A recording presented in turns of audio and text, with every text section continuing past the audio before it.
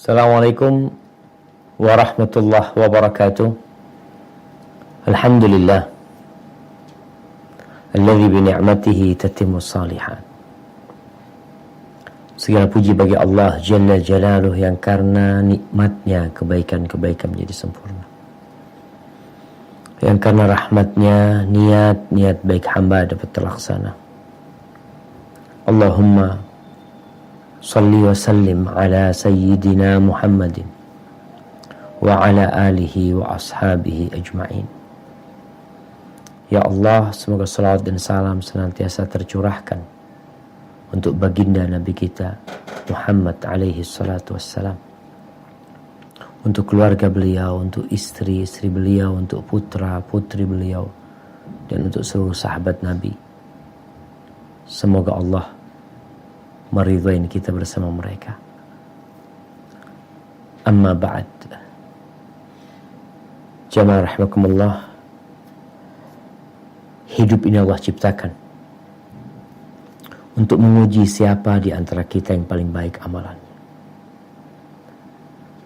Segala fasilitas, segala benda yang indah-indah di muka bumi ini, atau peristiwa-peristiwa yang melukai hati, yang menyayat sehingga darah itu harus mengucur dengan deras dari jantung kita, itu ujian dari Allah Azza wa Jalla. Allah mengatakan wa nabluukum bisyarri wal khairi fitnah wa ilaina turja'un. Dan kami menguji kalian dengan kebaikan dan keburukan sebagai bentuk fitnah, ujian untuk kalian, dan kepada kami kalian kelak akan kembali. Ada banyak fitnah di muka bumi ini. Ada fitnah kemiskinan, ada fitnah kekayaan, ada fitnah harta, ada fitnah anak, ada peperangan, ada gempa, ada banjir, ada perampokan, ada kebakaran,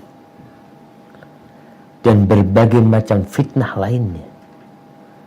Akan tetapi Nabi kita Muhammad sallallahu alaihi wasallam bersabda dalam hadis yang diriwayatkan oleh Imam Bukhari dan Muslim, beliau mengatakan, "Ma taraktu ba'di finnas fitnatan adarra 'ala rijali minan nisa." Kata beliau alaihi salatu wassalam, aku tidak meninggalkan setelahku di tengah-tengah manusia sebuah fitnah, sebuah ujian yang lebih membahayakan atas kaum laki-laki daripada wanita. Di antara semua fitnah yang ada, ternyata yang paling dahsyat buat kaum laki-laki adalah wanita. Para wanita harus faham bahwa dirinya adalah fitnah, ujian. Dia perhiasan yang indah, yang dunia tanpa wujudnya terasa gelap, walaupun mentari terbit dan di langit tidak ada segumpal awan pun. Kedamaian, ketenangan, ketentraman tanpa ada wanita susah untuk didapatkan. Allah Azza wa Jalla berfirman, "Zuyyina lin-nas hubbus syahwat." Telah dicintakan kepada manusia hubbus syahwat, cinta kepada syahwat. Syahwat apa? Allah mengatakan minan nisa, dari wanita-wanita. Lanjutan ayat itu mengatakan minan nisa'i wal banin wal qanatiril muqantarah. Allah jadikan wanita termasuk cinta syahwat, dan Allah memulai dengan wanita sebelum menyebutkan emas, perak, kendaraan, pertanian, usaha-usaha, sebelum fitnahnya anak, sebelum semua fitnah. Kenapa? Subhanallah. Kenapa wanita yang Rasulullah sallallahu alaihi wasallam mengatakan naqisatu aqlin wa din? Perempuan ini agama dan akalnya kurang. Mungkin sebagian wanita tak suka dengan uraian atau dengan sabda Rasul SAW ini. Tapi kita harus terima. Itu realita. Siapapun punya hak untuk membuktikannya.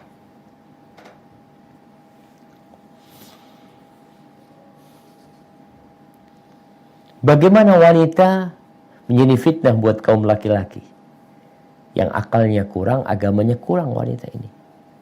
Ternyata membuat laki-laki melakukan tindakan-tindakan yang menjadikan akal dan agamanya kurang.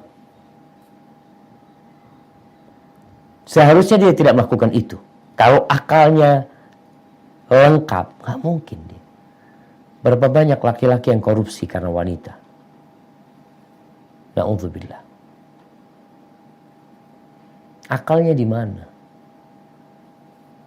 Berapa banyak laki-laki yang akhirnya durhaka, memutus silaturahimnya gara-gara wanita. Lakukan perbuatan dan tindakan yang memalukan gara-gara wanita. Fitnah wanita maksudnya. Berlomba-lomba mencari dunia, lupa dengan halal dan haram karena fitnah wanita. Dalam hadis riwayatkan Imam Muslim dari Abu Sa'id Al-Khudri radhiyallahu anhu bahwa Nabi alaihi salatu wasallam bersabda, "Inna dunya hulwatun khadirah wa inna Allaha mustakhlifukum fiha fayanzur kaifa ta'malun." Sesungguhnya dunia ini manis rasanya, hijau warnanya, dan Allah menjadikan kalian khalifah di sana supaya Allah melihat bagaimana kerjaan kalian, bagaimana kelakuan kalian di dunia. Fattaqud dunya, berhati-hatilah kalian dengan dunia. Wattaqun nisa, dan berhati-hatilah dengan wanita. Fa inna awwala fitnati Bani Israel kanat fin nisa. Awal fitnah di Bani Israel adalah wanita. Kerusakan, kekacauan yang terjadi di Bani Israel, penyebab pertamanya adalah godaan wanita. Di riwayat Imam Ahmad disebutkan perincian tentang kisah Bani Israel. Bagaimana fitnah wanita di sana? Disebutkan imra'atain tawilatain tu'rafan wa imra'atun qasiratun aw imra'atin qasiratin la tu'raf. Ada dua wanita yang tinggi yang orang udah pada tahu, dan ada wanita yang pendek, orang nggak tahu dengan dia. Kalau dia ini pendek, nggak dikenal dia. Fattakhadhat rijlain min khashab. Lalu perempuan ini pasang, kalau hadis sebutkan, kaki dari kayu. Dia pakai sepatu hak tinggi. Tinggi. Dia pendek, dia ingin tinggi. Maka dia pakai itu kaki dari kayu, ya sepatu yang berhak tinggi. Yang itu biasanya dari kayu kan. Sehingga dia tampak tinggi. Disebutkan wasaghat khataman fahashathu min atyabit tib al-misik. Lalu perempuan ini udah menggunakan pakaian yang panjang ya, yang kelihatan, supaya nggak kelihatan bahwasanya dia pakai kaki pasangan, sehingga dia tinggi. Kemudian dia buat cincin, yang cincin itu berlobang, yang di situ bisa diisi parfum. Maka dia kasih di dalamnya itu parfum yang wangi dari misik. Kemudian dikasih tutup. Fa idza marrat bil mala' aw bil majlis apabila dia, ini perempuan yang pendek, yang gak ketahuan kalau dia pendek, kalau dia melewatin laki-laki yang sedang di pinggir jalan atau di majelis ya, atau di satu tempat, maka perempuan ini membuka parfum itu supaya aromanya tercium. Fafaharihu, maka aroma itu tercium sehingga membuat para lelaki pada memandang dia. Dan itu yang terjadi di masa kini kalau kita lihat. Itu fitnah Bani Israel yang dulu sebelum diutusnya Nabi Muhammad SAW. Ternyata perempuan-perempuan dari kalangan Yahudi, mereka udah bikin seperti itu.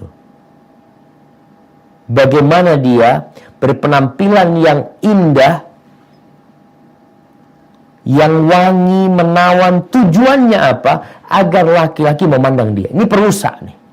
Perempuan-perempuan seperti ini perusak generasi. Laki-laki yang sudah beristri gara-gara perempuan seperti ini. Anak-anak orang yang belum menikah gara-gara perempuan seperti ini. Dan memang itulah fitnah wanita. Dan Al-Imam Nawawi menyebutkan bahwa fitnah perempuan ini bukan hanya perempuan yang di luar rumah. Istri pun fitnah. Bahkan fitnah istri ini termasuk besar buat kaum laki-laki. Karena dia senantiasa bersama dia. Dan bicara fitnah wanita, Allah Azza wa Jalla mengatakan, ya ayyuhalladzina amanu, inna min azwajikum wa auladikum aduwwan lakum fahdharuhum. Mungkin perlu dibaca jemaah. Coba dibaca firman Allah Azza wa Jalla di surah At-Taghabun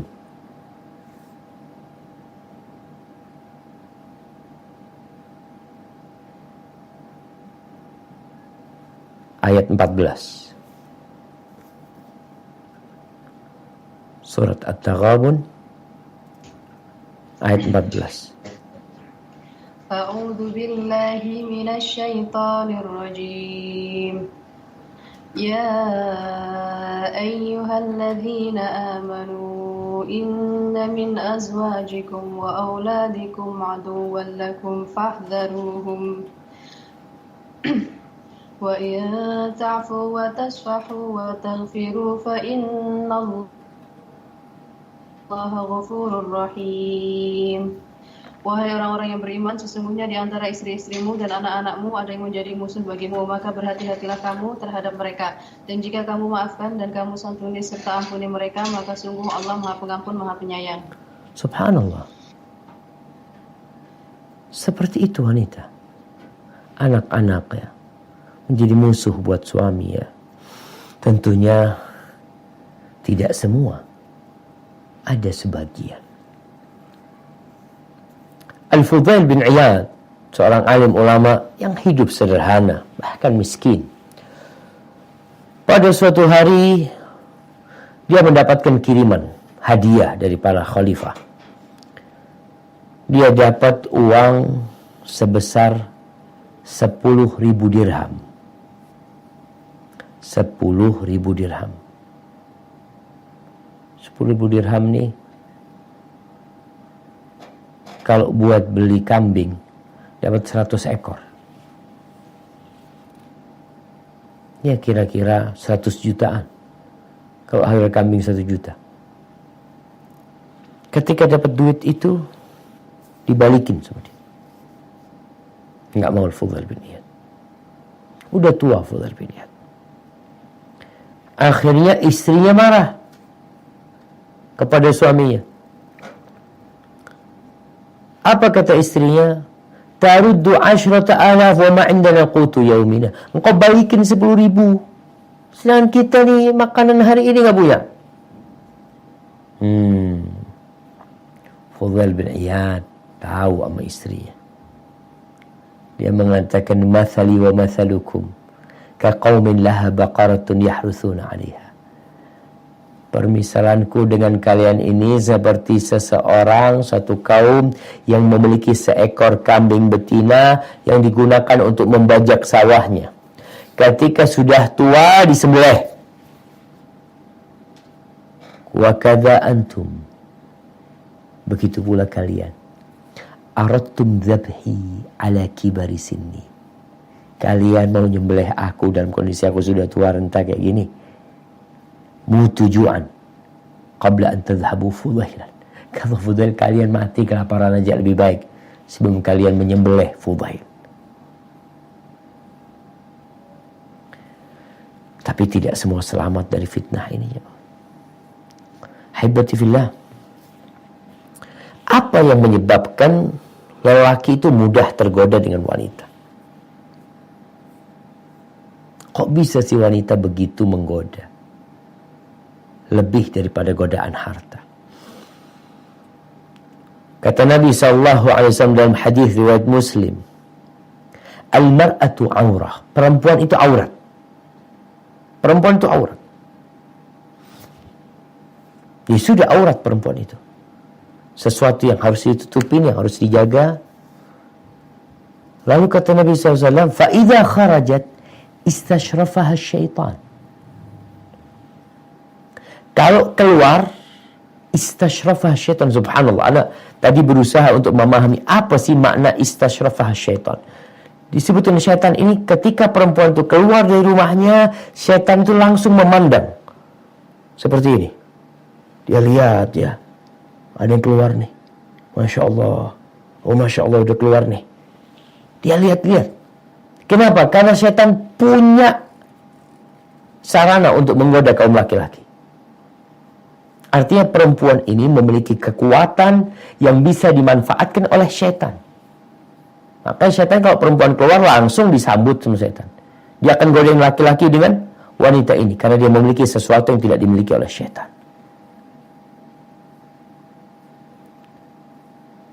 Baik itu syaitan manusia atau syaitan dari bangsa jin.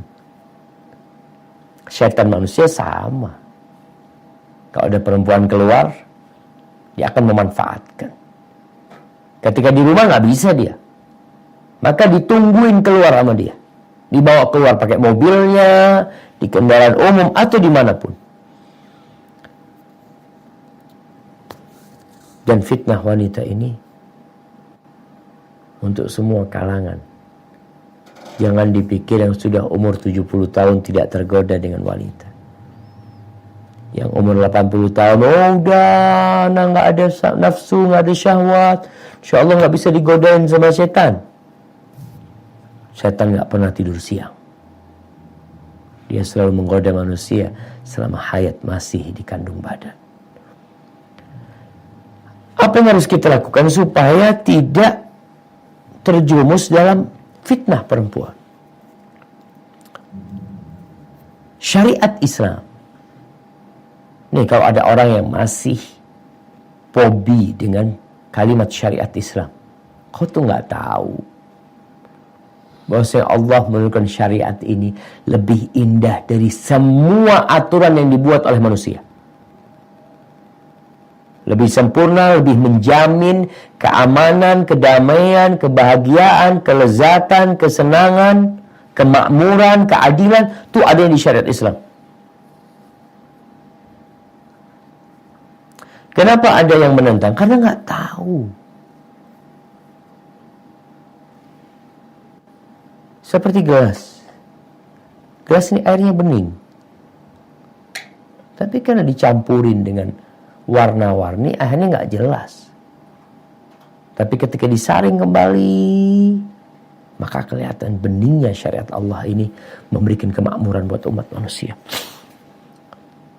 Syariat Islam berusaha untuk memberikan aturan-aturan yang menyelamatkan kaum laki-laki dan para wanita juga dari fitnah. Contohnya sabda Nabi SAW, iyyakum wad-dukhul 'alan nisa. Kalian jangan masuk-masuk ke tempatnya perempuan. Sekarang laki perempuan dijadiin satu. kalian jangan masuk-masuk ke tempatnya perempuan. Maka kita lihat di masjid itu perempuan di belakang. Oh, ini bias gender ini menindas kaum wanita. Bukan, itu memuliakan kaum wanita. Iyyakum ad-dukhul al-nisa. Jangan masuk ke tempat-tempatnya perempuan. Wa qala an-nabi SAW, ketika Nabi mengatakan itu, ada seorang mengatakan, "Ya Rasulullah, ara'aital hamu?" Wahai Rasulullah, gimana kalau ipar yang keluar masuk? Gimana? Dia kan masih keluarganya suami. Suaminya nggak ada, dia masuk, keluar masuk. Mungkin ngambil sesuatu, betulin sesuatu. Apa kata Rasulullah SAW? Alhamu al-maut. Oh, ipar. Maka ipar itu kematian. Seakan-akan Nabi mengisyaratkan kalau ipar yang masuk itu akan mengantarkan kepada matinya agama seseorang. Bahkan bisa mengantarkan kepada kematian orang yang masuk. Karena ketika dia berzina dan dia sudah menikah, dia akan dirajam sampai mati. Dilarang untuk menjaga keharmonisan rumah tangga. Untuk menjaga kebebasan setiap orang menikmatin keluarganya masing-masing tanpa gangguan yang namanya ada pelakor, ada nggak tahu apa namanya seperti itu. Dijaga, nggak boleh masuk-masuk. Kemudian Rasul sallallahu alaihi wasallam mengatakan, la yakhluwanna ahadukum bimra'atin. Tidaklah seorang di antara kalian yang berduaan dengan wanita, yang Nabi melarang, la yakhluwanna ahadukum bimra'atin. Jangan kalian berduaan dengan perempuan yang bukan mahramnya. Fa inna syaitana thalithuhuma. Syaitan itu yang ketiga. Maka kalau kita perhatikan, ketika seorang sebelum menikah, dia menjalin hubungan asmara yang tidak diridhai oleh pencipta, mulai keluar bersama, duduk bersama, makan bersama, yang ketiganya adalah syaitan. Mereka tidak berdua. Syaitan itu berusaha untuk merangkul keduanya supaya berzina. Ketika sudah menikah, syaitan datang lagi, berusaha untuk menarik keduanya. Kalau awalnya dia dari belakang mendorong keduanya untuk berzina, sekarang setan kalau udah menikah dari tengah. Kenapa di tengah? Kan ganggu. Iya, ganggu supaya ini berdua berpisah. Maka perbuatan yang paling dicintai setan setelah orang menikah adalah perceraian. Sebelum menikah maka zina, karena dia tahu akan merusak nasab, merusak agama seseorang. Nabi SAW membuat aturan. Ketika sholat di masjid,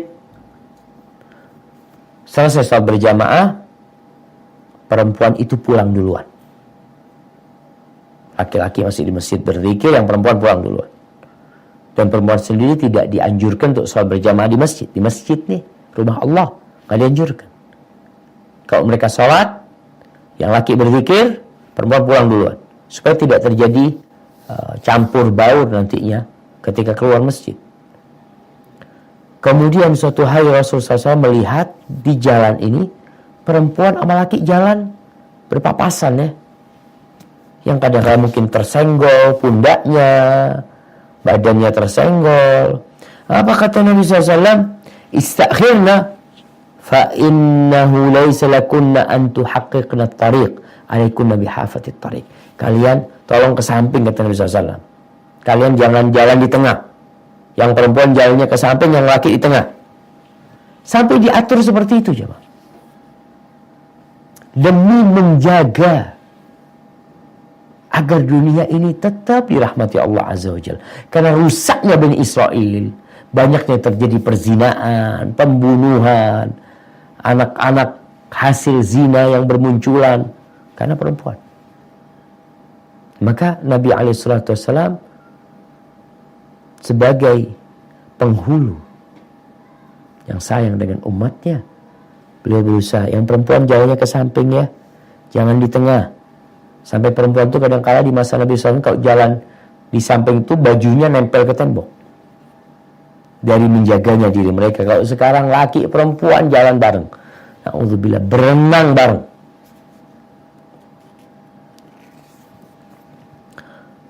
Ahibati fillah,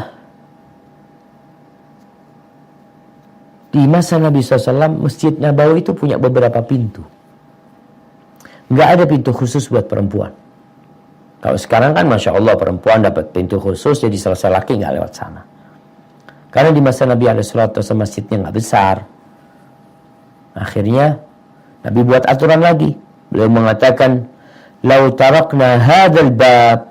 Katakan laki-laki, kalau bisa kalian tinggalkan pintu ini. Pintu ini biar untuk perempuan.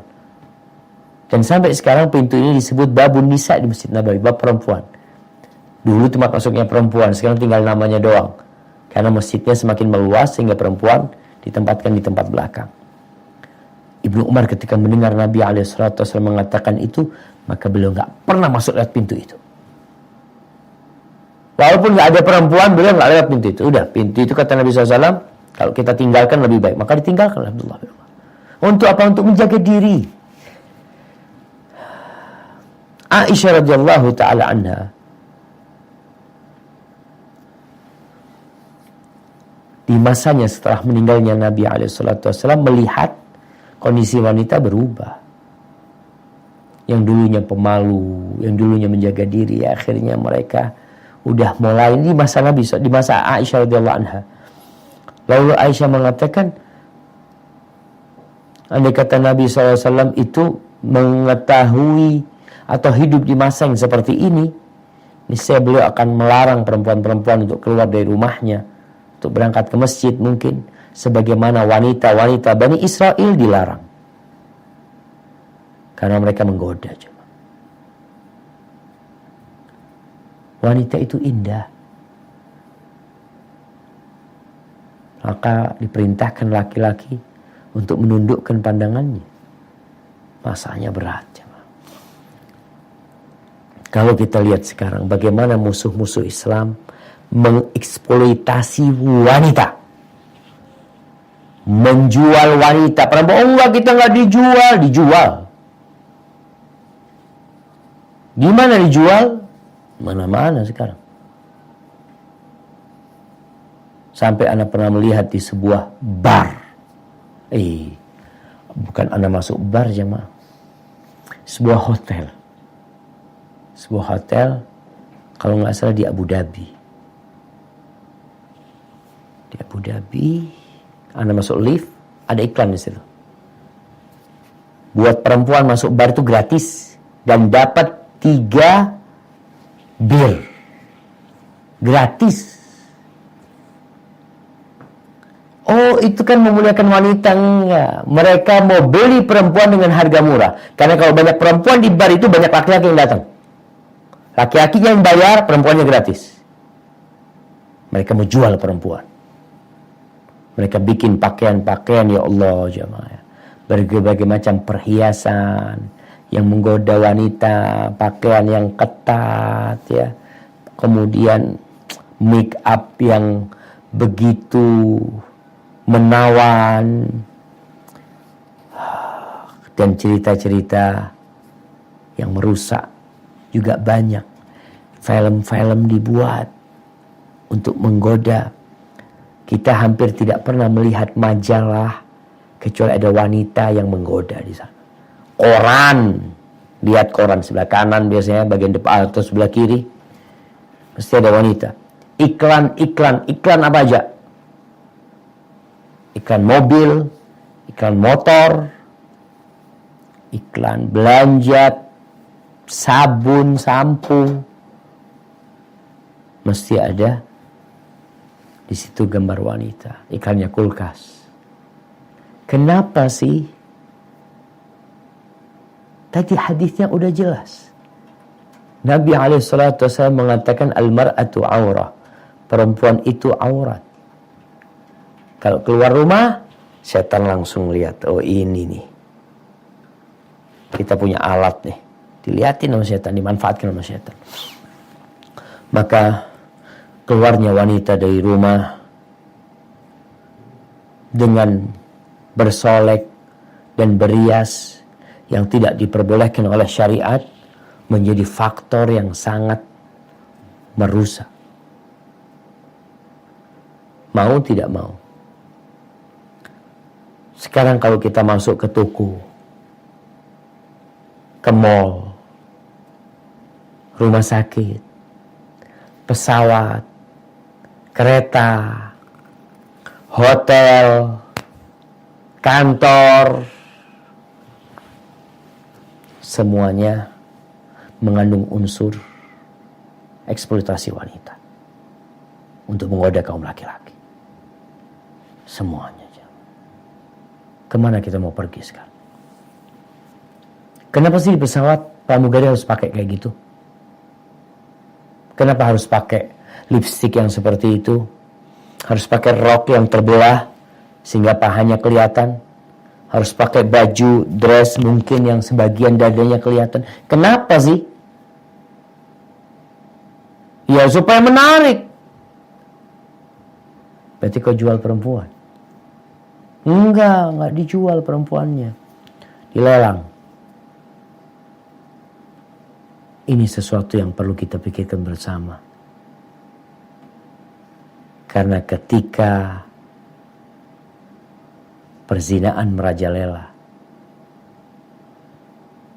perselingkuhan di mana-mana, anak-anak SMP, SMA, kuliah sudah pada berzina, maka tinggal nunggu azab Allah Subhanahu wa taala ketika kita membiarkan perempuan ini terjadi.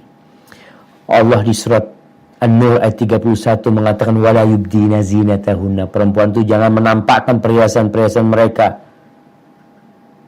Ini kata Allah, ini bukan nampakkan perhiasan, seauratnya dia buka. Di surat Al-Ahzab ayat 53 Allah mengatakan wa idza sa'altumuhunna mata'an fas'aluhunna min wara'i hijab. Kalau kalian minta sesuatu kepada keluarga Nabi SAW, minta dari balik hijab, dari istri-istri Nabi. Allah mengatakan di surat Al-Ahzab ayat 32, "Fala takhda'na bil qaul." Kalau ngomong, tolong ngomong jangan dilemah lembutkan. Kenapa? Fayatma alladhi fi qalbihi marad wa qulna qawlan karima. Maka nanti akan merasa tamak. Di sini ada resiko orang-orang yang jelek hatinya, yang ada penyakit di hatinya, jadi ingin berzina. Ini ngomong biasa. Gimana sekarang perempuan dengan lagu-lagunya, bernyanyi, sudah suaranya dibikin lembut, auratnya ditampakkan. Mau dibawa kemana bangsa ini? Generasi depan itu mau dibawa kemana? Diajarin apa dengan media yang kita lihat, televisi yang ada? Coba acara-acara yang dibuat sama mereka. Mana yang mendidik generasi muda untuk menjadi orang yang bermanfaat buat negeri dan bangsa? Hiburan, hiburan, hiburan, hiburan. Kita hidup bukan untuk berhiburan. Kita hidup untuk membangun kehidupan yang lebih nyata dan abadi. Kita harus serius menghadapi semua ini. Hiburan perlu. Yang bolehlah sepekan sekali ada hiburan. Tapi ternyata acara televisi dari pagi sampai sore, sampai malam, semuanya hiburan. Ada yang bermanfaat, Ustaz. Satu. Apa? Ya, ketika diumumkan masuk azan maghrib waktu Jakarta. Alhamdulillah manfaat tuh. Kita jadi waktu sholat. Setelah itu, lanjut lagi. Haibati fillah, sekarang bagaimana kita menyelamatkan diri kita dari fitnah wanita? Yang wanita juga diperintahkan menutup auratnya, untuk tidak keluar rumah, untuk menjaga pandangannya. Kita bicara yang laki, apa yang harus dilakukan? Yang pertama, jangan melepas pandanganmu. Fitnah itu ada di luar. Kita berusaha untuk memperkecil fitnah yang ada, tapi di diri kita sendiri apa yang harus kita lakukan? Anda sebagai seorang laki-laki, maka ya seperti sabda Nabi SAW, la tudbi'in nadhrah an-nadhrah. Jangan diikuti pandangan dengan pandangan selanjutnya. Fa inna lakal ula wa laysat lakal akhir. Bagimu yang pertama, yang selanjutnya bukan. Maksud yang pertama bagimu adalah pandangan yang tidak sengaja. Nggak sengaja lihat perempuan, ya sudah, palingkan pandangannya. Ini adalah istilahnya itu al-wiqayatu khairun minal ilaj. Menjaga lebih baik daripada mengobati. Tindakan preventif itu lebih baik daripada harus pengobatan nanti. Orang kalau sudah menjaga diri agar tidak terkena kanker, alhamdulillah bagus. Tapi udah kena kanker, habis sudah. Naik tuh, stadium 1, stadium 2, stadium 3, stadium 4. Makanya udah kasih tahu rokok ini menyebabkan kanker. Jaga, jangan ngerokok. Kalau kau tetap ngerokok, rusak nanti. Kau nggak kasihan sama dirimu sendiri. Maka menjaga lebih utama daripada mengobatin. Begitu pula dengan wanita. Ketika kita nggak ngelihat, subhanallah jemaah, kenapa orang buta itu tidak terfitnah dengan wanita lewat matanya? Karena nggak pernah ngelihat, dia nggak tahu kayak apa tuh perempuan. Dan kita pun ketika tidak melihat, ada di ruangan ini umpamanya, ada perempuan lewat di luar sini, bolak-balik dia perempuan. Mungkin perempuan itu dengan rok yang seksi, ya lewat. Karena Anda nggak kelihatan, nggak tergoda Anda. Maka kalau kita lihat teman-teman di Australia, Masya Allah. Kalau di musim dingin, kata teman-teman, Masya Allah Ustaz. Kalau musim dingin, tertutup rapat. Sampai jarinya nggak kelihatan. Wajahnya tinggal sedikit yang kelihatan. Maka tatkala itu biasanya fitnah berkurang. Tapi kan, apakah kita menunggu masa itu? Ya, kadang-kala kita perlu menciptakan masa seperti itu. Cari tempat yang kita tidak terfitnah dengan wanita. Dan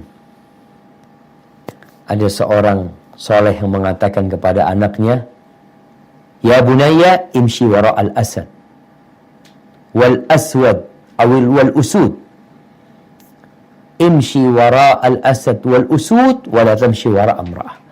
Wahai ananda, berjalanlah engkau di belakang singa, tapi jangan berjalan di belakang wanita. Jalan di belakang singa, ada singa, jalan di belakangnya nggak apa-apa. Insya Allah kau nggak akan tergoda, tapi jangan berjalan di belakang wanita. Ya Allah Ustaz, masa seperti itu perempuan Ustaz? Betul. Jadi istilah di barat mengatakan ladies first. Perempuan suruh jalan dulu, nggak berlaku dalam Islam. Perempuan kalau berjalan, engkau ngelihat dia. Perempuan itu dari belakang, dari depan dan belakang menggoda. Tapi ketika engkau berjalan di depannya, selesai. Engkau nggak akan tergoda kemana? Dia di belakang, nggak kelihatan ada. Maka berjalanlah di belakang singa. Tapi jangan berjalan di belakang wanita. Karena pandangan mata itu seperti anak panah yang beracun, kata Nabi SAW. Kalau sudah masuk, biasanya akan merusak sampai ke jantung. Dan membuatnya berpikir, akhirnya mengantarkannya kepada perzinahan. Bagaimana para salafus soleh menundukkan pandangannya? Ar-Rabi' Sufyan bercerita tentang Ar-Rabi'. Dia mengatakan, kana Rabi' yaghuddu basarahu. Rabi' itu menundukkan pandangannya, famar bihi niswah. Tahu-tahu perempuan lewat. Maka Rabi' itu menundukkan pandangannya sampai seperti orang buta. Akhirnya wanita-wanita itu berpikir dia ini buta. Mereka mengatakan, Ya Allah, na'udzubillah dari buta, na'udzubillah, akhirnya tinggal. Padahal dia nggak buta. Dia sedang menundukkan pandangannya. Hasan bin Abi Sinan. Disebutkan Hasan bin Abi Sinan ini berangkat sholat id. Biasanya sholat id banyak perempuan-perempuan memang keluar juga melaksanakan sholat id.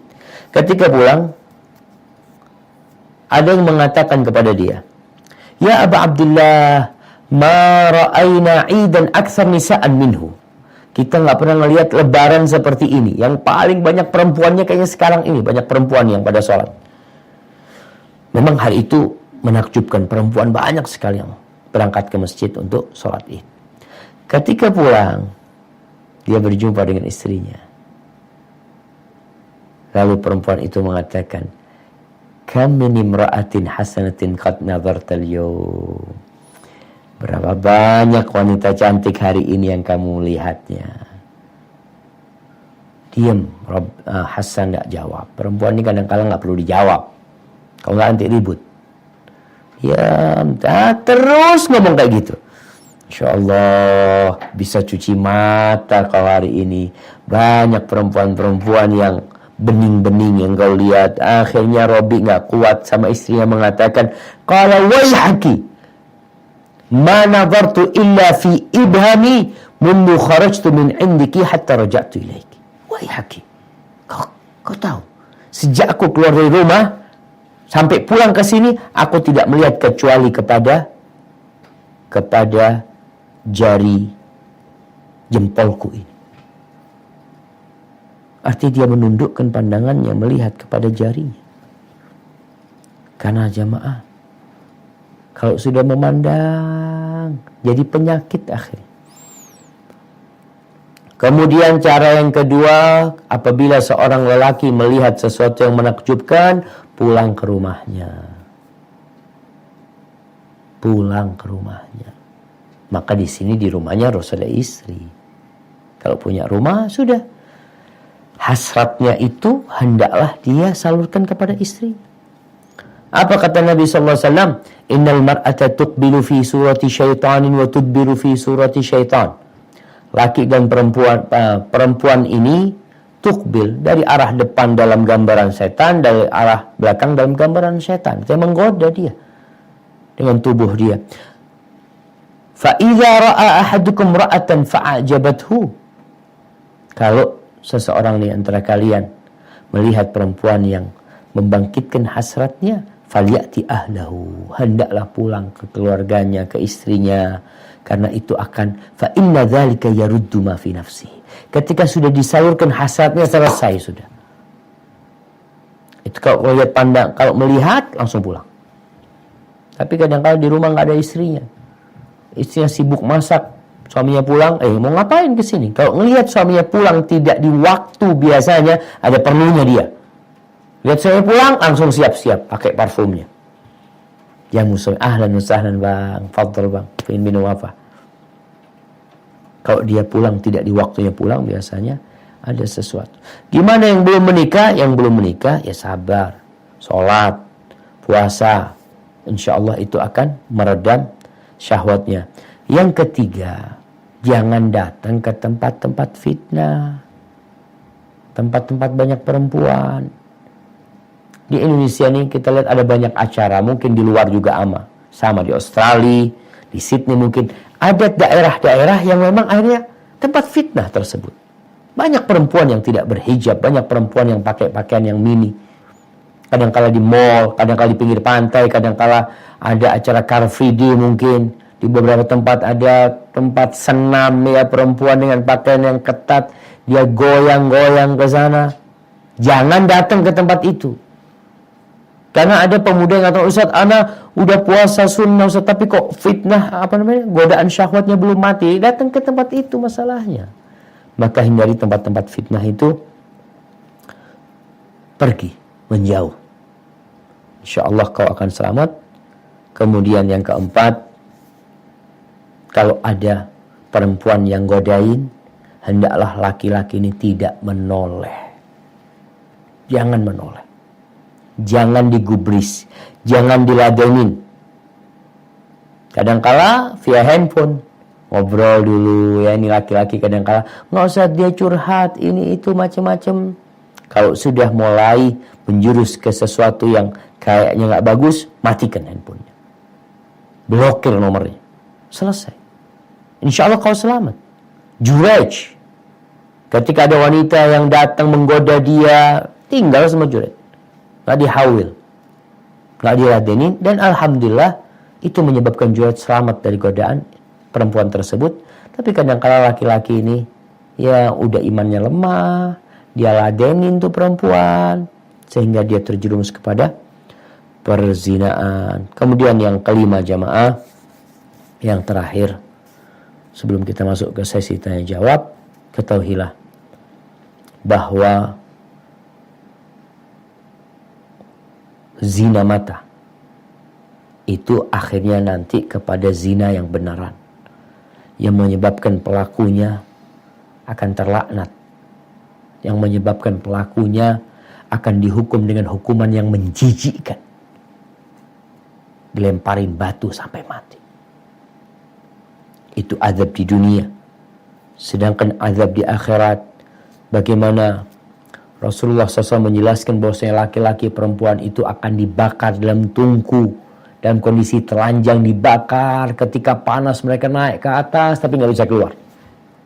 Terus masuk, turun lagi, naik lagi ke atas, nggak bisa keluar. Dan na'udzubillah, orang yang berzina sekali, kalau nggak segera bertobat, balik lagi dia berzina.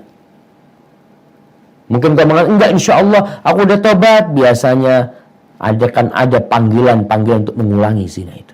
Maka seorang itu berpikir bahwasanya dosa zina ini adalah dosa yang besar. Laki-laki yang berzina di luar rumahnya, na'udzubillah, mungkin istrinya dizinain orang di rumahnya gratis. Engkau merusak orang, kau berzina dengan anaknya orang, dengan ibunya orang, dan bisa jadi ibumu, anakmu, adikmu Allah tidak akan jaga. Ihfadillah yahfadka. Kau jaga Allah, Allah akan menjagamu. Dan balasan itu sesuai dengan amalan yang dilakukan. Kalau kita tidak godain anak orang, kita jagain anaknya orang, insya Allah anak kita akan dijaga sama Allah Azza wa Jalla. Hadza wallahu a'lam bishawab. Itu yang bisa kita kaji pada kesempatan kali ini. Kita akan buka sesi pertanyaan yang agak panjang. Kami persilahkan kepada teman-teman yang sudah siap di sana. Fadhal.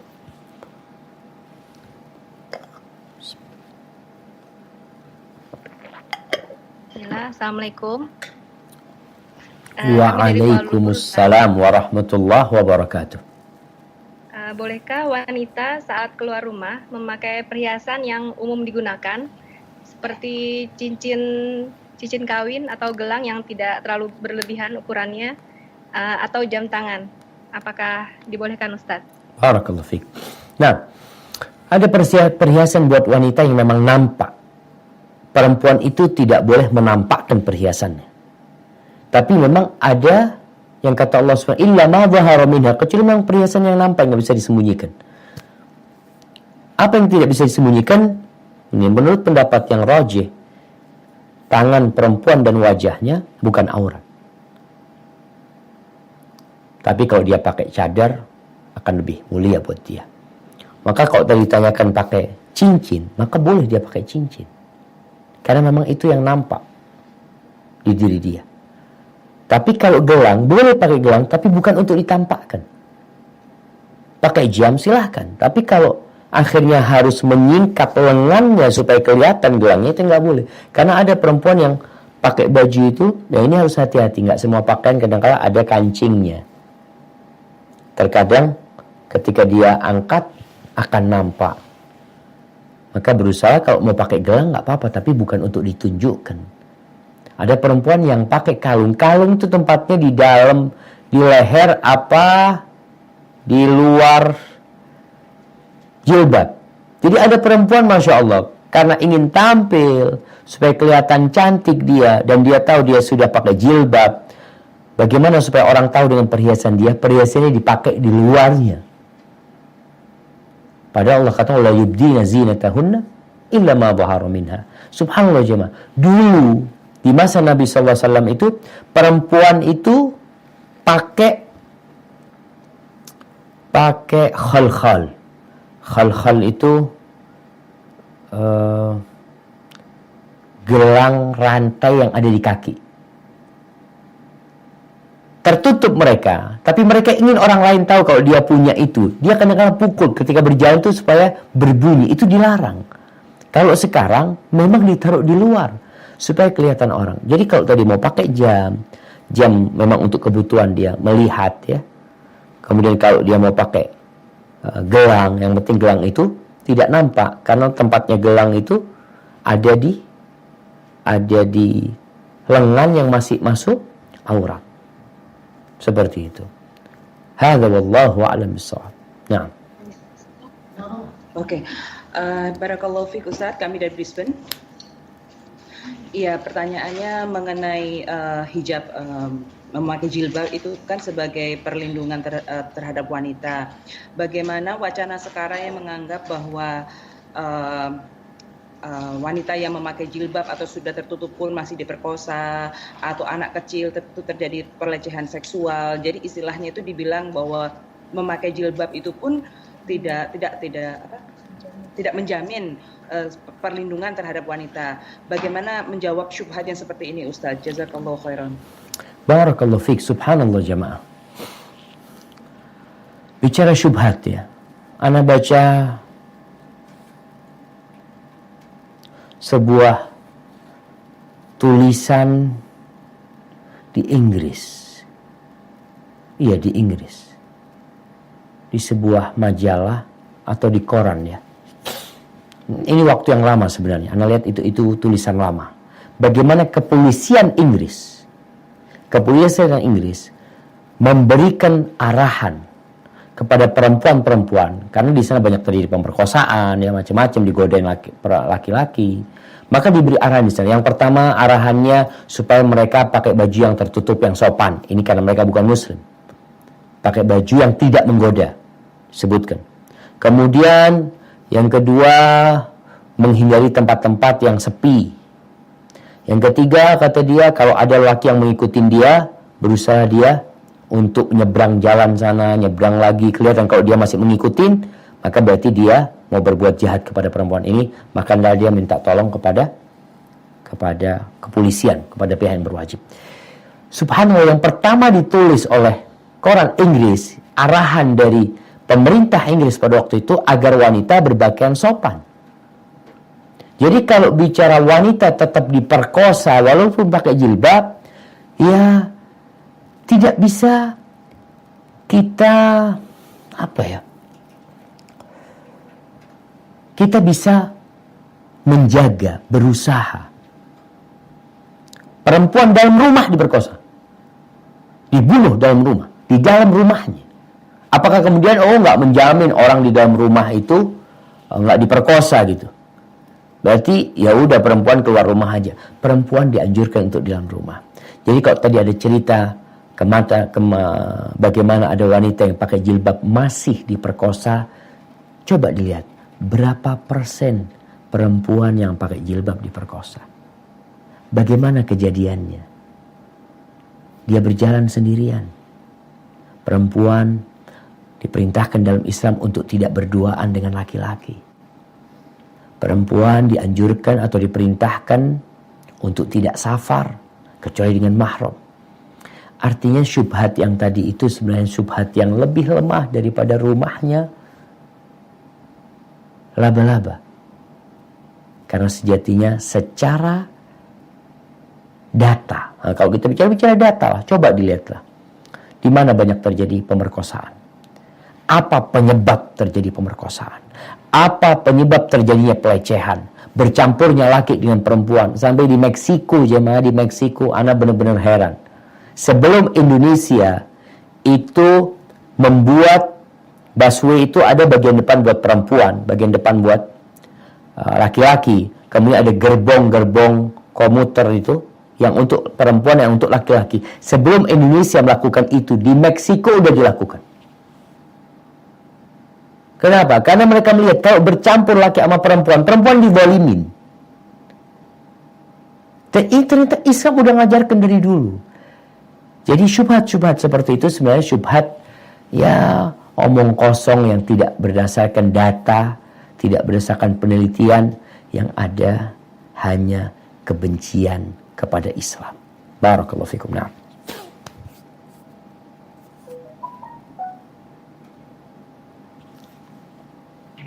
Assalamualaikum Ustadz. Dari Perth ada pertanyaan titipan dari seorang ibu. Bolehkah saya merasa capek? Bagaimana cara saya untuk terus bisa sabar menghadapi cobaan dan fitnah terus menerus terhadap dirinya? Di mata seseorang dia lakukan itu selalu dinilai salah. Tolong nasihatnya untuk seorang ibu ini, Ustaz, karena dia sudah merasa lelah. Jazakallah khairan. Satu lagi, Ustaz.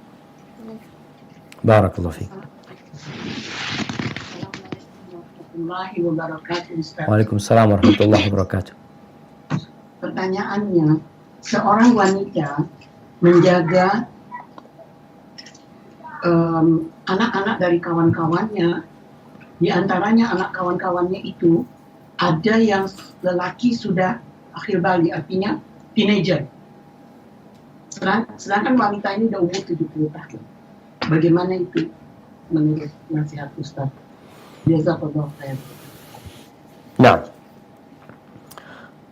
ada dua pertanyaan. Yang pertama berkaitan dengan bagaimana harus bersabar menghadapi musibah yang silih berganti, ya.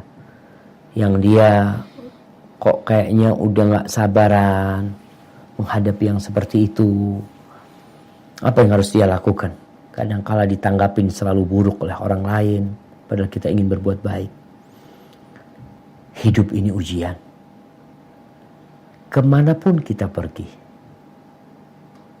dimanapun kita berada, karena Allah sudah memutuskan bahwa dunia ini darul bala, negeri bala.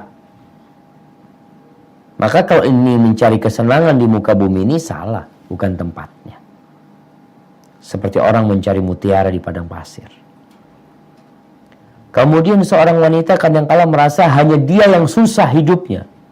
Orang lain bahagia, orang lain senang, ana susah hidupnya. Subhanallah.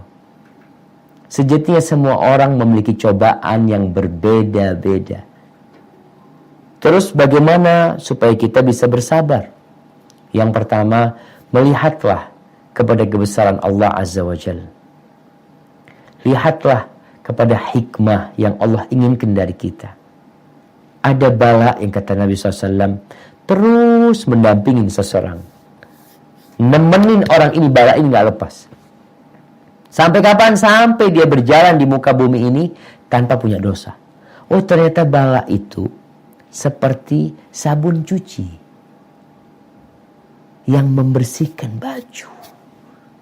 Noda-noda itu jadi hilang. Kita pun sedang dibersihkan. Kemudian kalau bicara tentang pahala buat orang yang dapat bala, yang hidupnya penuh dengan musibah, maka subhanallah tentunya berbeda dengan orang yang senang hidupnya atau yang tidak dapat bala kecuali sedikit. Maka kata Nabi sallallahu alaihi wasallam, yawaddu ahlul afiyati yaumal qiyamah anna juludahum quridat bil maqarid lima yarawna min thawabi ahlil bala. Itu orang-orang yang hidupnya ya jauh dari bala, tidak terlalu banyak yang menimpa dia di dunia. Ketika melihat pahala, balasan, ganjaran yang diberikan kepada orang-orang yang penuh dengan bala hidupnya, dia ingin kulitnya itu digunting-gunting dengan gunting dari besi supaya dia dapat pahala itu. Maka lihat ke sana. Kemudian selain melihat ke sana, hendaklah melihat kepada yang di bawah kita agar terhibur kita. Bukan hanya kita yang susah. Ada banyak orang yang lebih susah dari kita hidup. Hal itu insya Allah akan membuat kita jadi bersyukur. Kemudian itu juga lihat nikmat Allah tuh banyak yang diberikan kepada kita. Hanya saja orang itu ketika kena musibah, konsentrasi dia kepada musibah itu. Dia lupa. Lupa dengan apa? Kenikmatan Allah yang lainnya yang Allah telah berikan kepada dia. Maka hendaklah seorang lakukan hal itu sambil berdoa memohon kepada Allah, Allahumma afriq alaina sabra. Dan ketika dia sudah mulai kehabisan energi untuk sabar, maka cobalah dia ngapain? Salat, bertasbih, memohon kepada Allah Azza wa Jalla agar Allah menguatkan dia. Tapi ada pun berkaitan dengan pertanyaan kedua, tentang seorang wanita yang mungkin merawat anaknya orang, yang mana anaknya itu nggak semuanya perempuan, ada yang laki-laki, kemudian yang laki-laki udah remaja, udah baligh. Apa yang harus dilakukan? Maka dia menjaga interaksi dengan anak-anak itu. Ada batasan-batasan yang harus tetap dia jaga. Seperti apa? Di antara batasan yang harus dijaga adalah ya dia tetap harus pakai jilbab. Dia tetap harus pakai kerudungnya. Kemudian dia tidak berduaan dengan anak itu di rumah. Dan juga auratnya anak itu kita juga udah nggak boleh ngelihat, karena dia udah, kalau kecil mungkin ya kita merawat dia, gantiin baju dia. Tapi ketika dia sudah mulai besar, maka hendaklah perempuan-perempuan yang bekerja mungkin sebagai perawat anak-anak perempuan untuk menjaga diri.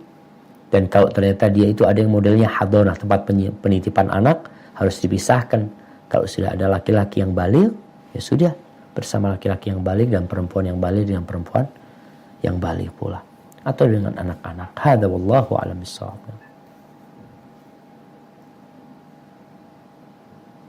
Nah, silakan. Assalamualaikum Ustadz. Waalaikumsalam warahmatullahi wabarakatuh. Kita dari Melbourne mau punya 2 pertanyaan. Yang pertama, ada travel mengurus jamaah untuk pergi umroh. Travel ini memberikan keringanan pergi umroh dulu, terus habis itu boleh bayar bertahap, Ustadz. Bagaimana menurut Ustadz? Mohon pencerahannya. Yang kedua, di Indonesia kan kita ketahui banyak yang ikut senam-senam, terus kadang mereka pakai jilbab, tapi pakai aksesoris, pakai make up. Kebetulan saya ada family yang udah cukup umur, beliau janda. Saya mau menasehatinya Ustadz agar dia tidak tersinggung. Mohon pencerahannya Ustadz, gimana caranya kita kasih nasihat untuk beliau. Jazakallah khairan. Assalamualaikum. Barakallahu fiik. Subhanallah jemaah. Nah, berkaitan dengan pertanyaan pertama, yaitu ada travel umroh yang menawarkan untuk berangkat umroh gratis, bukan gratis, bayar pulangnya. Jadi bayar secara bertahap ketika sudah pulang dari umroh. Berkaitan dengan hal ini, Allah Azza wa Jalla mengatakan, walillahi 'alan nas hajjul baiti man istata'a ilaihi sabila. Sesungguhnya Allah Azza wa Jalla memiliki sebuah kewajiban atas umat manusia untuk berkunjung ke rumahnya bagi yang mampu. Bagi yang mampu. Baik itu haji atau umroh, berkunjung ke rumah Allah ini untuk yang mampu. Yang tidak mampu nggak wajib untuk berangkat ke sana. Kalau dia mau berangkat dengan berhutang, maka ingat bahwa Rasulullah SAW berlindung dari hutang. Jangan bermudah-mudahan untuk berhutang. Ini travel sekarang yang ada dalam benak kebanyakan mereka adalah mencari keuntungan sebesar-besarnya, mencari jamaah sebanyak-banyaknya dengan menawarkan tadi, mamanya bayarnya setelah pulang. Kalau engkau memiliki sesuatu yang bisa dijaminkan untuk membayar, mungkin boleh berangkat. Tapi kalau nggak ada, jangan. Karena kalau engkau mati meninggalkan hutang, orang yang mati syahid, orang yang mati syahid, ketika dia punya utang, maka subhanallah, tidak akan masuk surga sampai dia melunasi hutang.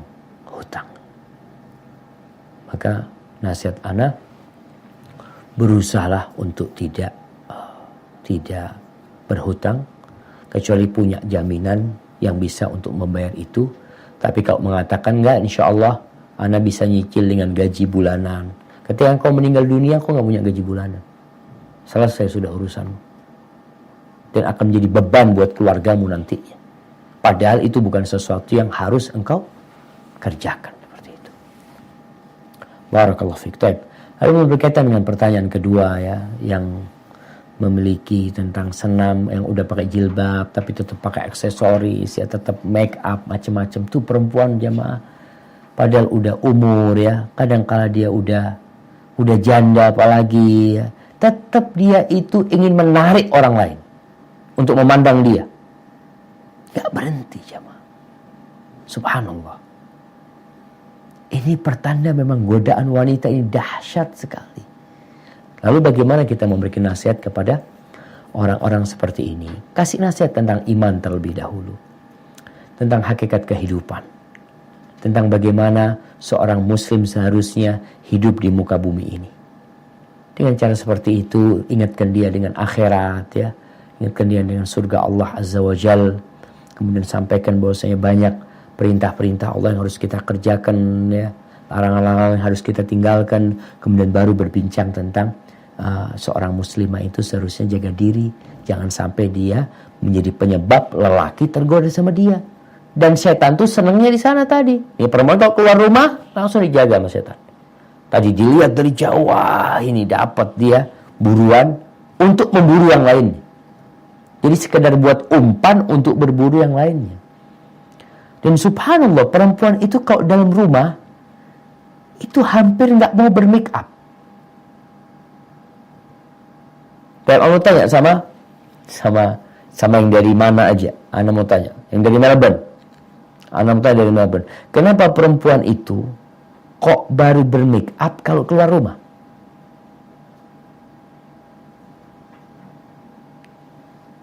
Nah,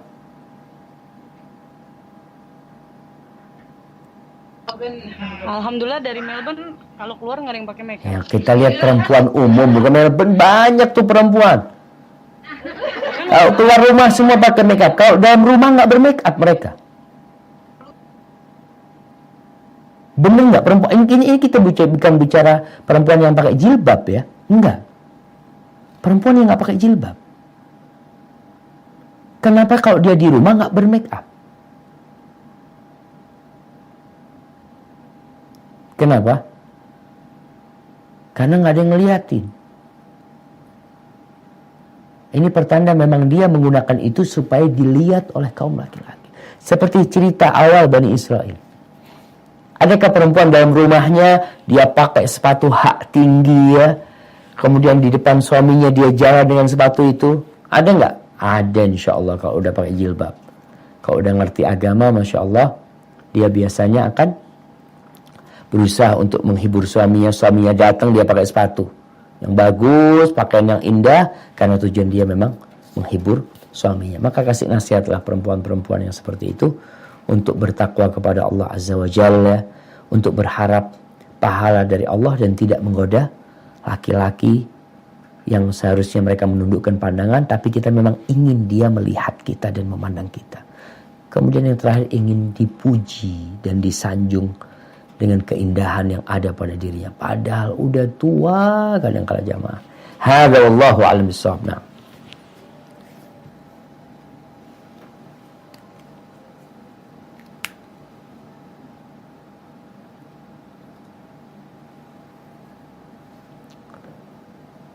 Nah, silahkan.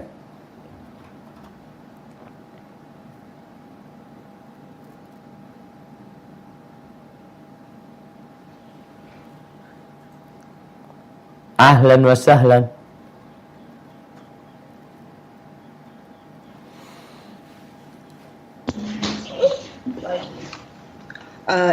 Barakallahu fiik Ustaz, saya membacakan pertanyaan dari Canberra. Siap. Yang pertama, bagaimana hukumnya bersalaman dengan kakak ipar maupun keponakan laki-laki yang berbeda jauh umurnya dan kakak ipar itu sudah kita anggap sebagai kakak atau bapak sendiri, sedangkan keponakan laki-laki dari suami sudah kita anggap sebagai adik sendiri. Yang kedua, satu-satu aja biar nggak lupa Ustaz. Mengenai hal yang sedang viral saat ini mengenai disertasi seorang doktor Universitas Islam tentang halalnya zina jika di tempat tertutup dan haram jika di tempat terbuka. Gimana? Afwan? Yang kedua?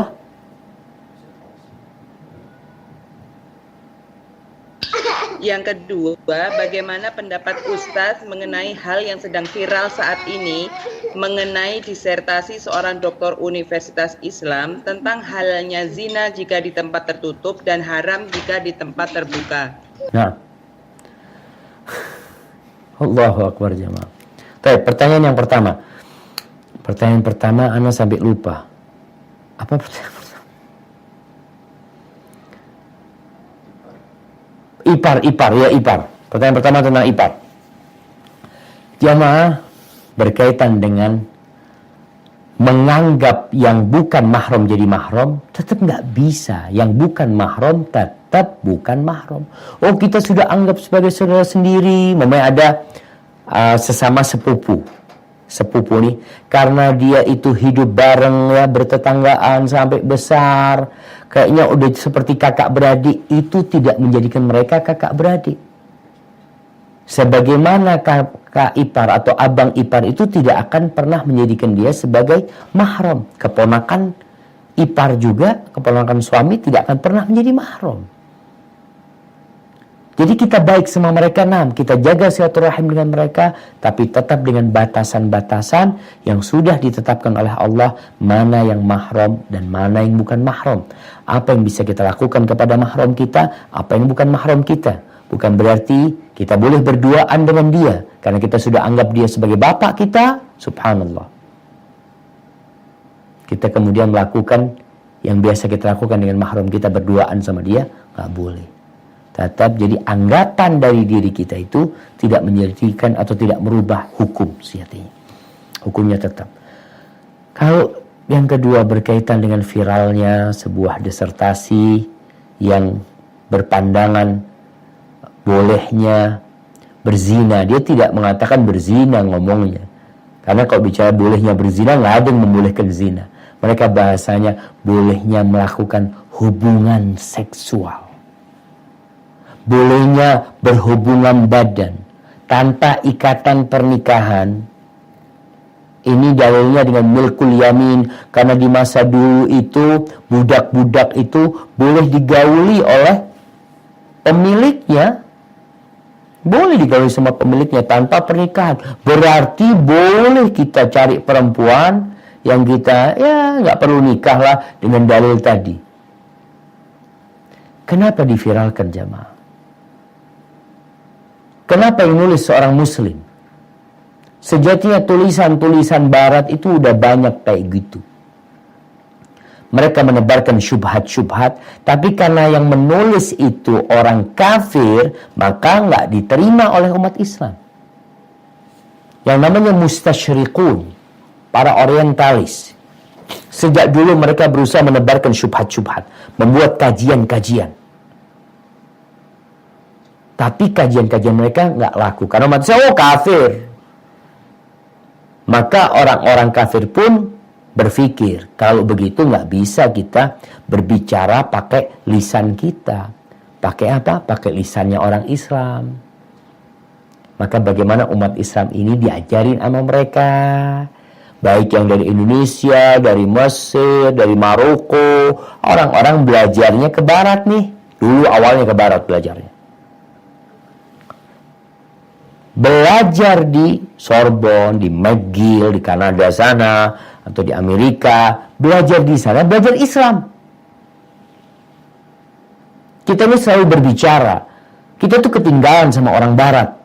Mereka sudah sampai ke bulan, kita masih belajar tentang masalah namanya khilafiyah. Betul, seharusnya udah selesai. Urusan agama nggak usah di otak-atik. Antum belajar ke Amerika bagaimana bikin rudal. Belajar ke Amerika bagaimana bikin pesawat tempur. Belajar ke sana bagaimana pulang bisa bikin handphone tanpa kita harus impor dari Amerika, dari Cina, dari Korea. Hendaknya kita belajar ke sana itu. Ketika belajar ke Amerika, belajar Islam, pulang ngerusak Islam. Kenapa? Laung belajar dari orang yang memang ingin merusak Islam. Dari dulu. Maka ini masalah kita jamaah. Ada sampai seorang guru besar perguruan tinggi Islam negeri di Indonesia dulu, udah mati dia. Dia pulang dari Kanada, awalnya sekolah di Indonesia, terus ke Mesir, terus lanjutkan S2, S3-nya di Kanada. Kemudian dia memiliki pandangan-pandangan yang merusak Islam. Dan bukunya itu, Masya Allah, dijadikan kurikulum di perguruan tinggi Islam. Subhanallah jamaah.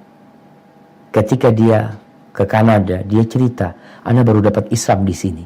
Dia di Mesir sekolah, bertahun-tahun nggak dapat Islam di sana. Dapat Islam yang benar di Kanada.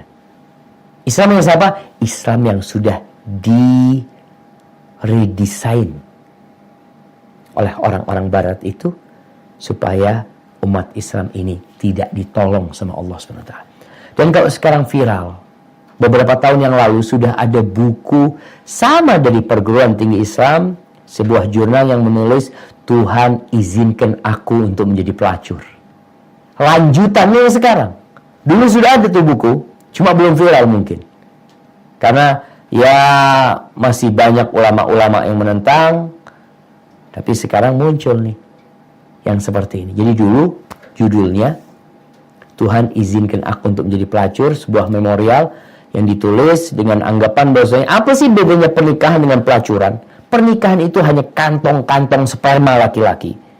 Dan sama yang dibungkus dengan buku hijau pernikahan sama aja dengan yang pelacuran itu sendiri. Dan mereka mengatakan yang kita lihat sekarang, dulu pelacur, nggak ada lagi pelacur, sekarang disebutnya PSK. Semua muaranya itu adalah untuk merusak. Dan wanita ini adalah yang jadi korban sebenarnya. Dia yang jadi korban sebenarnya. Hanya para wanita merasa dia bisa hidup bebas, dia bisa bekerja semau dia, keluar semau dia, masuk semau dia, dengan laki mana dia akan berzina dia lakukan itu. Tapi bahasa-bahasa agama ini mulai dihilangkan untuk mengikis keimanan sebenarnya. Maka nggak usah diviralkan. Kita tuh kadang-kadang memviralkan sendiri. Udah banyak orang yang jauh dari agama baca itu, oh bagus ini. Sehingga mereka ketika berzina tidak lagi merasa berdosa. Dulu orang berzina, ini bedanya bid'ah dan maksiat. Ketika orang melakukan kemaksiatan, dia tahu ini dosa. Dia berzina, ini dosa. Ketika masalah syubhat, yang fitnahnya syubhat, kemudian dia bikin sesuatu aturan agama yang baru, dibungkus seakan-akan agama membolehkan. Dengan pemikiran dia itu, bagaimana orang akan bertobat? Ketika dia melakukan perzinaan, yang dibilang hubungan seksual di luar nikah, tapi yang ada sandarannya dalam agama, sehingga itu seakan-akan boleh, gak akan pernah bertobat. Yang ada, ya memang kiamat udah deket ya ma. Tapi kita harus berusaha. Jangan sampai Allah Azza wa Jal menjadikan kita orang-orang terburuk. Yang terjadi kiamat itu tidak, yang kiamat tidak akan terjadi kecuali yang tersisa di muka bumi adalah orang-orang yang paling buruk pada waktu itu. Hadza wallahu a'lam bissawab. Nah.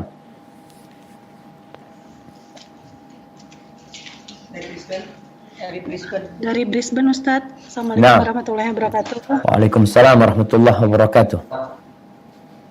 Ya, saya mau bertanya bagaimana batasan antara misalnya kita udah punya anak laki-laki yang teenager. Apakah boleh misalnya di rumah itu kita berpakaian seksi gitu Ustaz? Mungkin dengan alasan kalau misalnya di Australia kan di luar tuh banyak yang berpakaian seksi, jadi biar anak laki-laki kita ini nggak kaget gitu loh, jadi udah terbiasa. Apakah boleh seperti itu? Udah terbiasa. Maksudnya jadi nggak kaget melihat karena di rumah kan misalnya dia udah melihat misalnya mungkin ibunya misalnya berpakaian seksi, itu apakah boleh seperti itu? Nah, barakallahu fikum. Maksudnya seksi yang bukan terlalu seksi, maksudnya masih udah ini, maksudnya masih dalam batasan, cuman dengan maksud seperti itu Ustaz. Iya. Yang kedua Ustaz. Assalamualaikum warahmatullahi wabarakatuh. Waalaikumsalam warahmatullahi wabarakatuh. Untuk perempuan umroh sendiri atau haji sendiri itu gimana? Nah, Di atas katanya 45 tahun boleh. 45 tahun boleh. panjang. Barakallahu fiik. Iya, berkaitan dengan pertanyaan pertama ya. Pertama, perempuan di rumah pakai pakaian yang sopan. Pakaian yang sopan. Artinya kalau dia pakai pakaian seksi yang bisa menimbulkan hasrat, itu nggak boleh. Apalagi dia ingin menunjukkan kepada anaknya. Anak itu menghormati ibunya. Anak itu cinta sama ibunya. Tapi tetap nggak boleh ibunya menggoda syahwat anaknya dengan pakaian seperti itu. Kalau bicara nantinya, ya Ustadz untuk membiasakan dia itu akan terbiasa dengan sendiri nanti di luar melihat hal itu. Tidak perlu ibunya memberikan pembiasaan seperti itu kepada dia.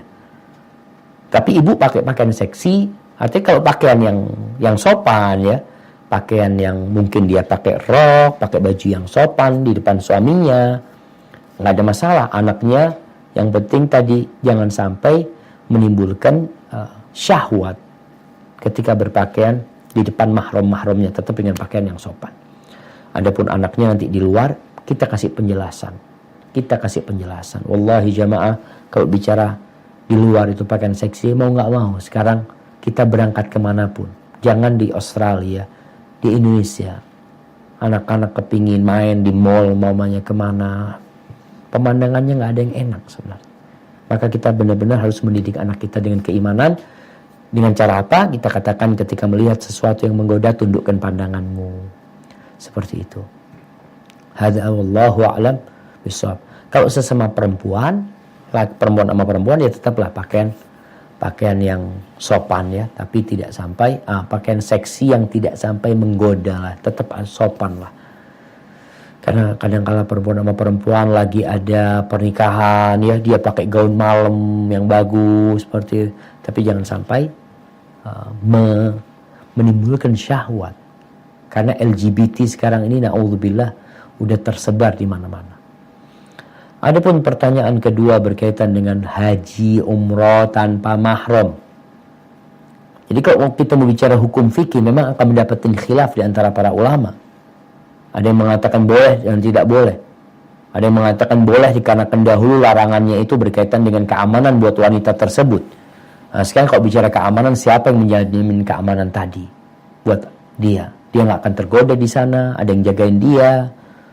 Kemudian kalau bicara umur 45 tahun ke atas, memang pemerintahan Saudi mungkin tidak mensyaratkan mahram buat yang 45 tahun ke atas. Bukan berarti yang umur 45 tahun ke atas nggak menggoda. Kadang-kadang ada wanita yang masih menggoda. Maka nasihat ana, tetaplah berusaha untuk tidak umroh, tidak haji, kecuali pakai mahram. Namun kalau kondisinya benar-benar tidak punya mahram dia ya, nggak ada mahramnya dia, udah mati semuanya, dan dia ingin berangkat haji, dalam mazhab Imam Ahmad bin Hanbal, kalau nggak punya mahram jadi nggak wajib dia haji walaupun dia punya harta. Tapi dalam mazhab lainnya, kalau memang dia, dalam mazhab Syafi'i kalau nggak salah, kalau memang sudah nggak ada mahram, maka dia bisa berangkat dengan jaminan teman-teman perempuan yang akan menjaga dia. Hadza wallahu a'lam bishawab. Nah.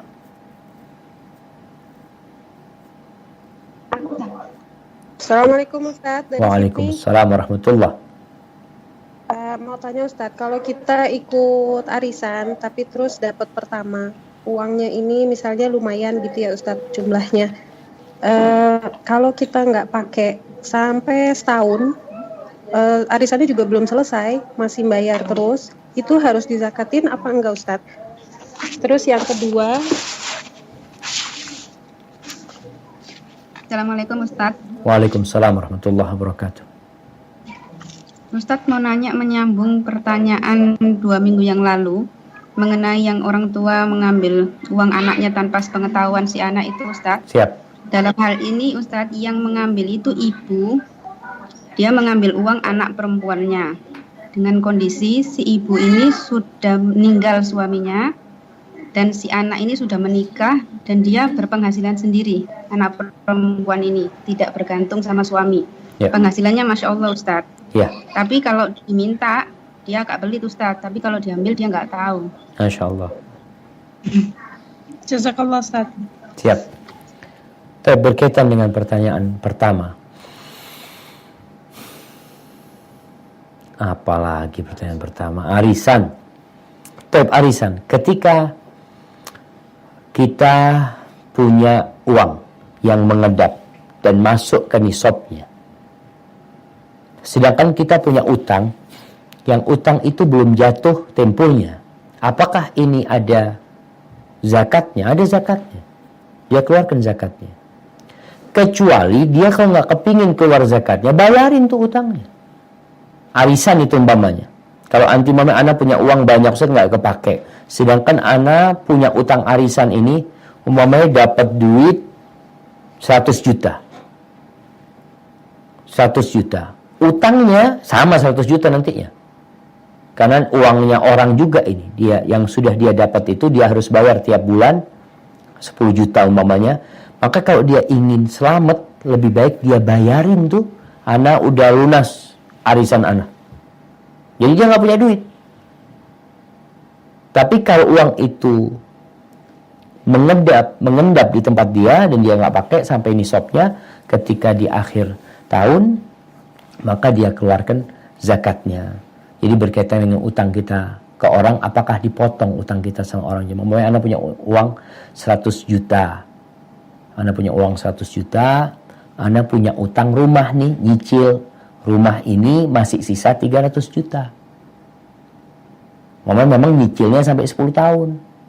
Apakah anda nggak wajib zakat? Wajib zakat. Pendapat yang lebih kuat wajib zakat. Karena memang ketika itu engkau punya uang itu. Kecuali uang itu kau bayarkan, kau nggak punya uang. Tapi kalau masih ada pada dirimu dan engkau tidak melunasi utangmu, maka hendaklah mengeluarkan zakatnya. Adapun menyambung pertanyaan yang lalu, jelas sekali pertanyaannya. Ibu ini ngambil harta anak perempuannya yang punya penghasilan sendiri, bukan mengambil harta suami putrinya.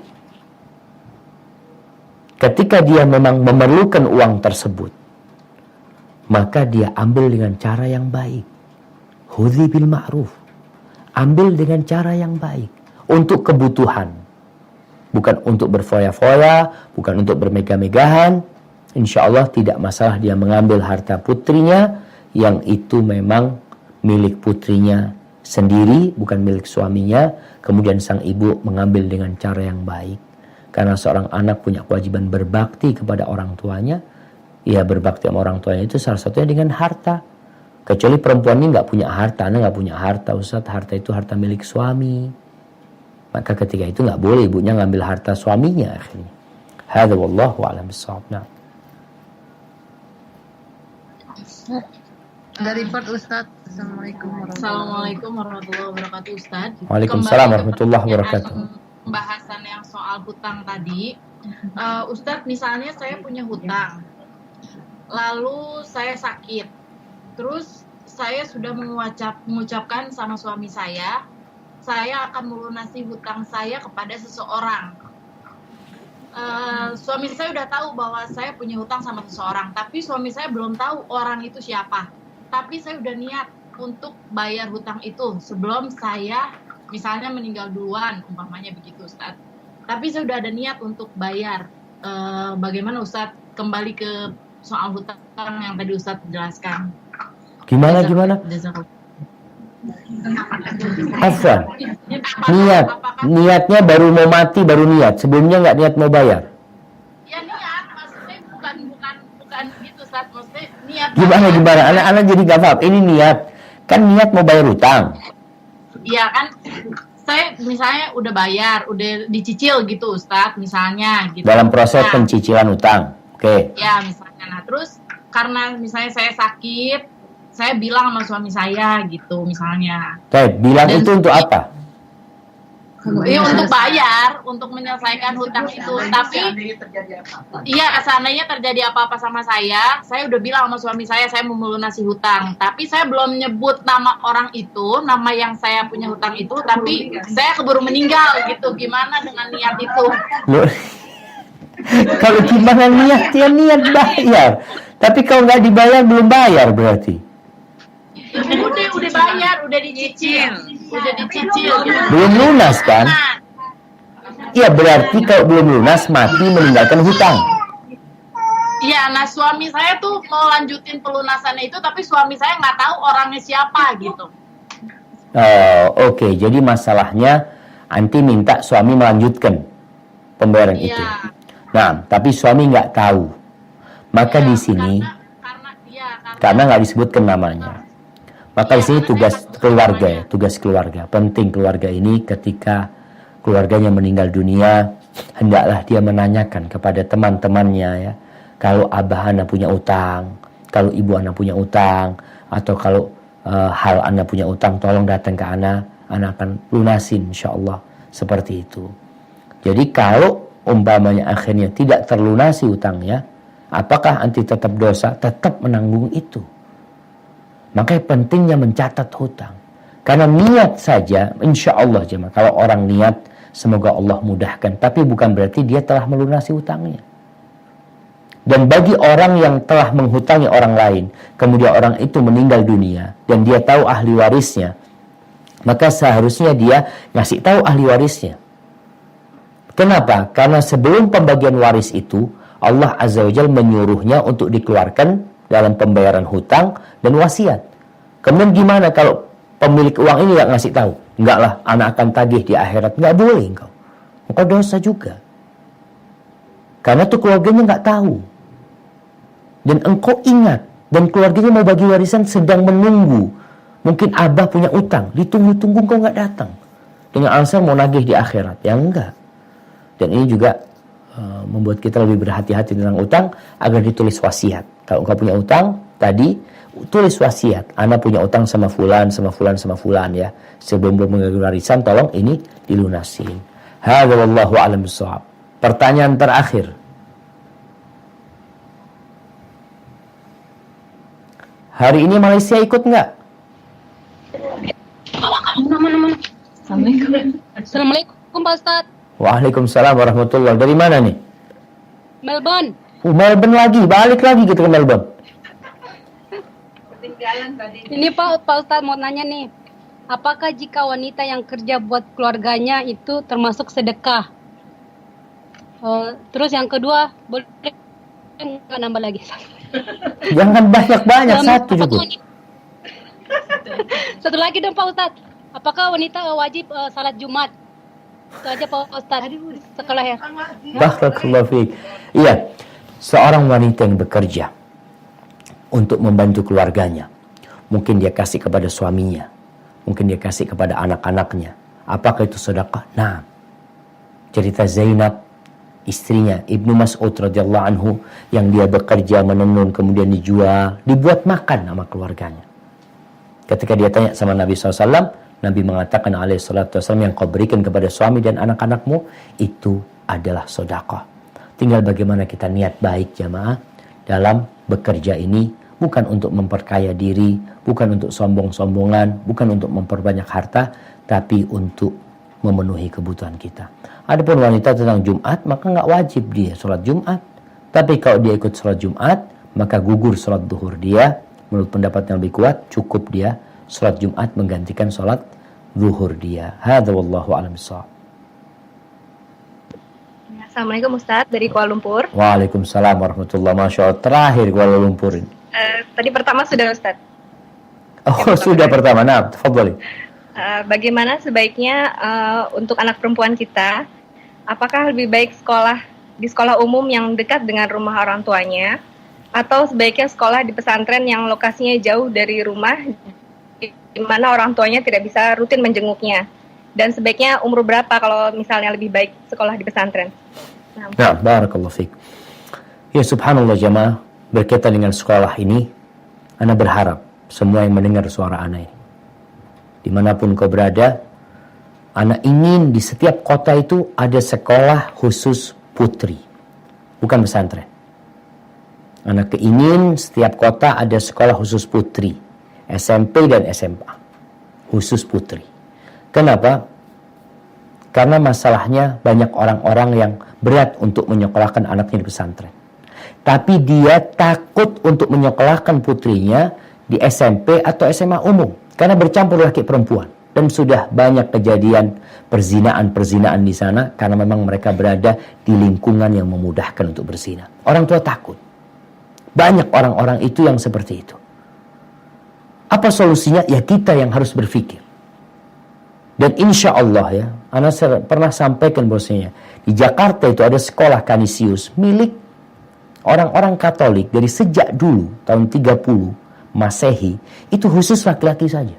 Khusus laki-laki saja. Dan ada sekolah-sekolah Katolik yang khusus perempuan saja. Bukan pesantren, sekolah khusus perempuan. Maka harapan anak kita, umat Islam, memiliki di setiap kota itu solusi untuk kebaikan umat ini, kebaikan negeri ini dan bangsa ini, sekolah khusus perempuan. Karena ada orang yang nggak mau masuk anaknya pesantren karena jauh mungkin, karena susah untuk berjumpa dengan anaknya. Maka nasihat anak, kalau tadi ada sekolah perempuan dan insya Allah lingkungannya baik, silahkan sekolah di situ, nggak harus ke pesantren. Tapi kalau tidak mendapatkan lingkungan yang baik, maka solusinya pesantren. Terus kapan dimasukkan ke pesantren? Anak itu mulai lulus SD biasanya sudah bisa mandiri. Ini umum. Anak kalau sudah lulus SD biasanya sudah bisa mandiri. Tapi ada yang nggak umum. Ada yang masih belum bisa berpisah sama orang tuanya. Biasanya setelah lulus SMP. Itu nggak banyak yang kayak gitu. Tapi rata-rata biasanya lulus SD itu sudah siap. Kalau sebelum SD janganlah karena terlalu kecil. Hadza wallahu a'lam bishawab. Itu yang bisa saya sampaikan. Apabila benar itu dari Allah Jalla Jalaluh, kalau ada yang salah dan kurang berkenan itu dari diri anak pribadi, Allah dan Rasul yang terbebaskan dari kesalahan itu. Sampai berjumpa kembali. Wassalamualaikum warahmatullahi wabarakatuh. Wabarakatuh. Wabarakatuh. Wabarakatuh. Wabarakatuh. Wabarakatuh. Wabarakatuh. Wabarakatuh. Wabarakatuh. Wabarakatuh. Wabarakatuh. Wabarakatuh. Wabarakatuh. Wabarakatuh. Wabarakatuh. Wabarakatuh. Wabarakatuh. Wabarakatuh. Wabarakatuh.